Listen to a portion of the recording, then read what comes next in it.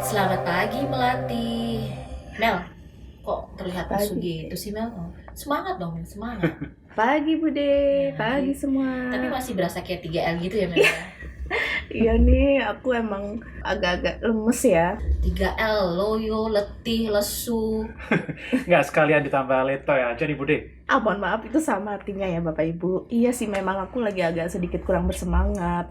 Kayak merasa nggak punya energi gitu untuk beraktivitas. Tapi lo udah cukup istirahat kan Mel? Udah Mas, aku udah cukup istirahat. Tapi ya nggak tahu nih Mas, entah kenapa ya. Jangan-jangan kena santet ya Mas? Astagfirullah. Oh enggak. Ini Nah. lagi, kalau dibaca-baca dari reaksi Mel sih kayaknya beberapa hari ini kayak kena mental gitu Mas. Oh gitu. Astagfirullah. Nah ini pas banget nih Bude sama Mela. Gua baru baca ada beberapa tanda kesehatan mental kita sedang nggak oke. Yang pertama, kita susah tidur atau nggak nyenyak nih. Ngerasa capek walaupun sudah istirahat. Kedua, kita ngerasa nggak ada energi buat melakukan aktivitas sehari-hari. Nah ini low banget kan Mel? Ini kayaknya kalau tanda-tanda Mel seperti ini harus dilakukan pencegahan nih Mel. Oh my god, itu tandanya aku butuh healing Bude, Mas Bram. Di Dekom ini kan ada TCE nih Mel. Tahu kan Mel, TCE Mel? Itu siapa ya Bude? Teman curhat efektif kita, alias TCE kita. Di Dekom Oh. ini nih ada ibunya anak-anak nih, ada Bu Ani nih. Kebetulan nih di samping kita ada Bu Dokter Ani yang kebetulan ditunjuk di SDM langsung nih menjadi TCI atau teman curhat efektif. Halo, Halo, Ibu Bu Dokter Dokter Ani.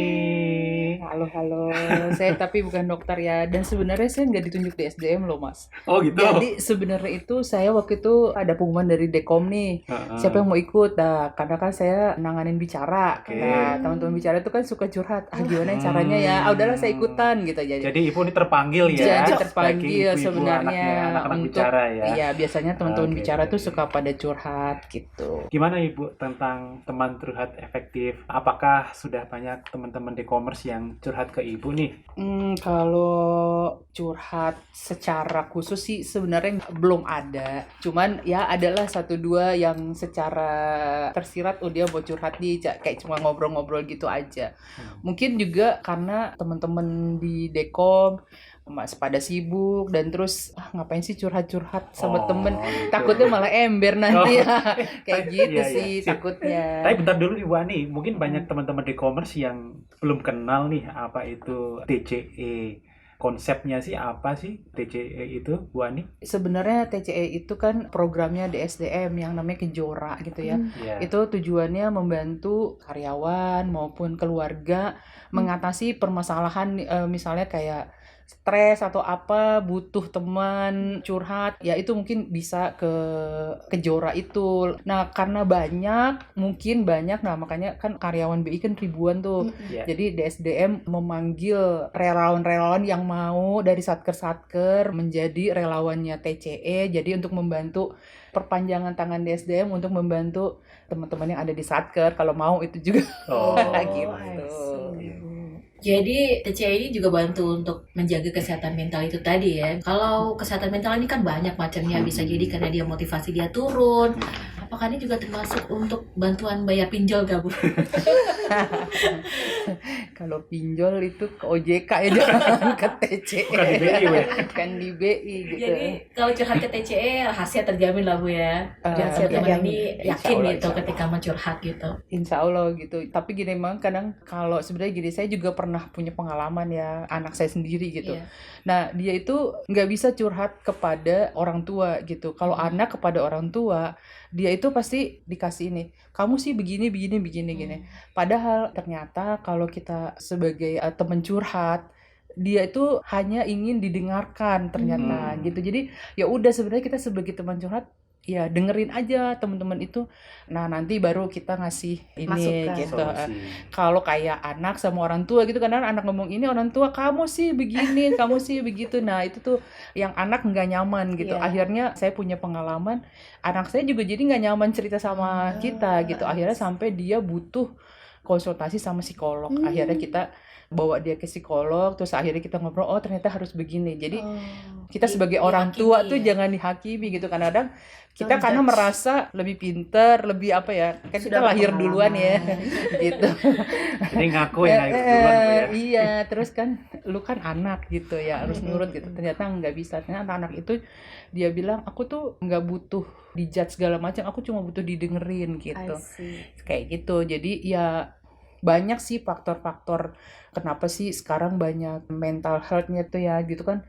Kita kan kerja stres segala macem, apalagi kayak kemarin itu kita masih habis COVID tuh banyak banget tuh, ternyata orang di rumah aja itu bisa stres dia Iya. gitu. Nah itu yang banyak bikin kayak mental health-nya itu yang itu seperti gitu. Jadi kayak kita di rumah mulu kayak mau keluar nggak boleh, nah kayak gitu-gitu kan. Iya. Biasanya kita gaul atau apa gitu kan, ngobrol sama temen, sekarang kita terkungkung seperti itu tuh, banyak juga yang Dibatasi ya Bu ya. dibatasi itu sih.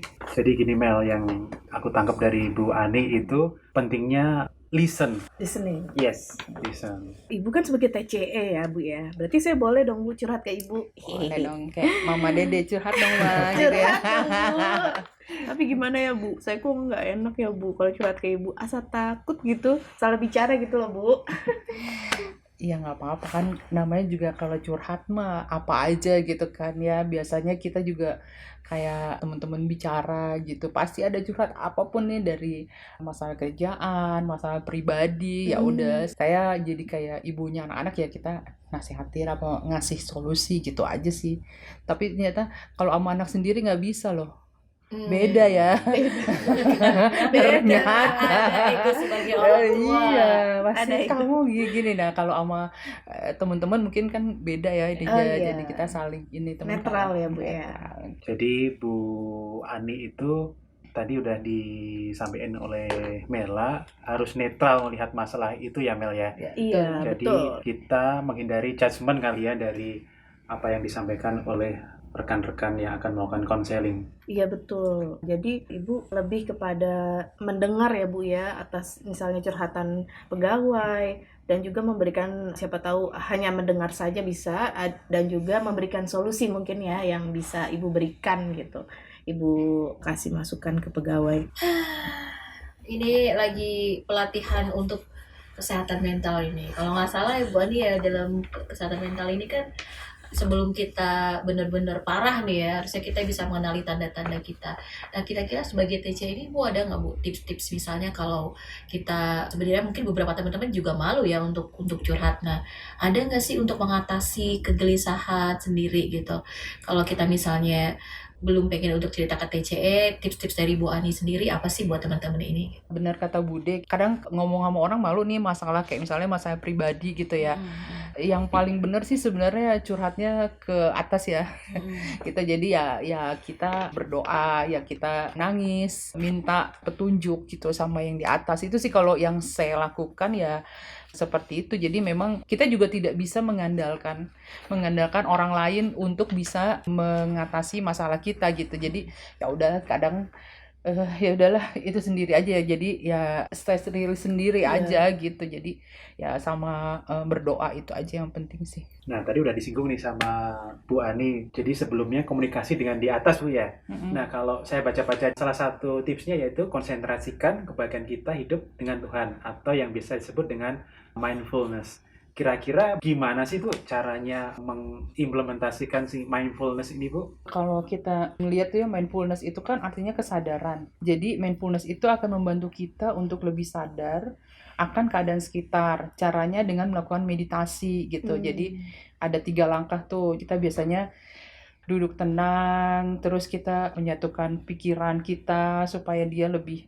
jadi kayak kita merasakan kita itu bahagia, kita nggak stres, kita apa gitu. Jadi yang positif-positif itu kita ke ala pikiran kita gitu. Karena kan apa yang kita pikirkan biasanya itu yang nanti akan terjadi gitu. Jadi kalau bisa kita harus selalu berpikiran positif. Tadi kan Ibu bilang kalau misalnya salah satu penerapan mindfulness itu dengan meditasi ya Bu ya.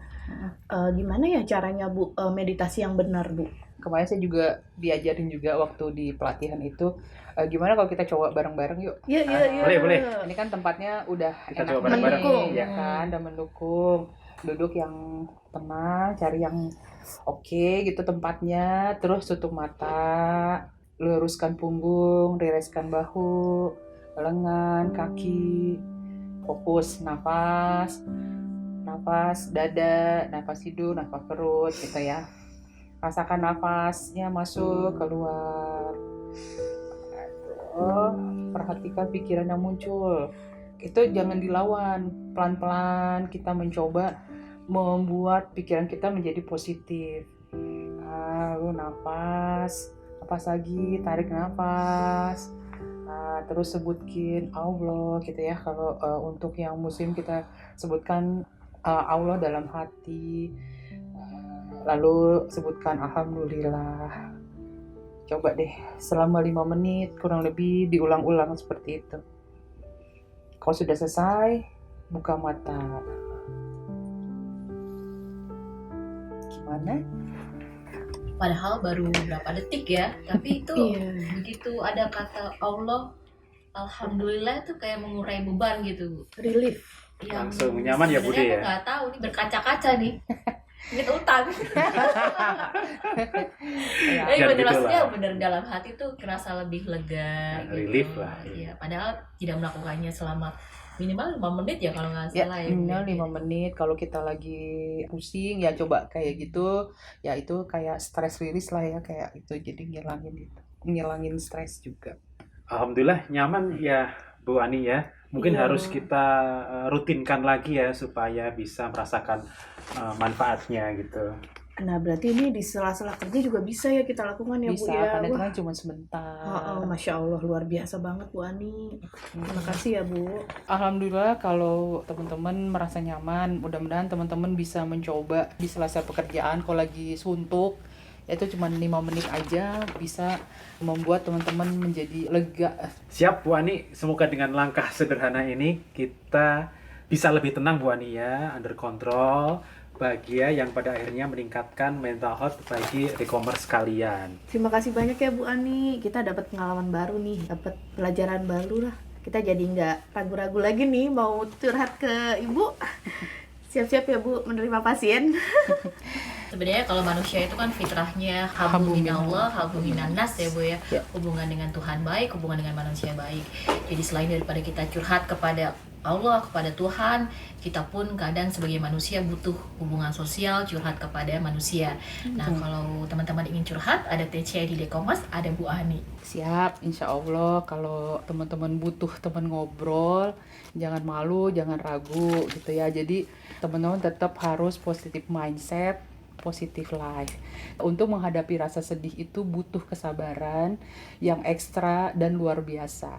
Tapi percayalah, kamu masih punya keluarga dan sahabat untuk berbagi kesedihan. Dan kamu masih punya Tuhan yang akan setia bersamamu jika kamu juga dekat dengannya. Wah, Terima kasih. keren banget Bu Ani. Terima kasih Bu Dokter Ani. Terima kasih. Terima kasih.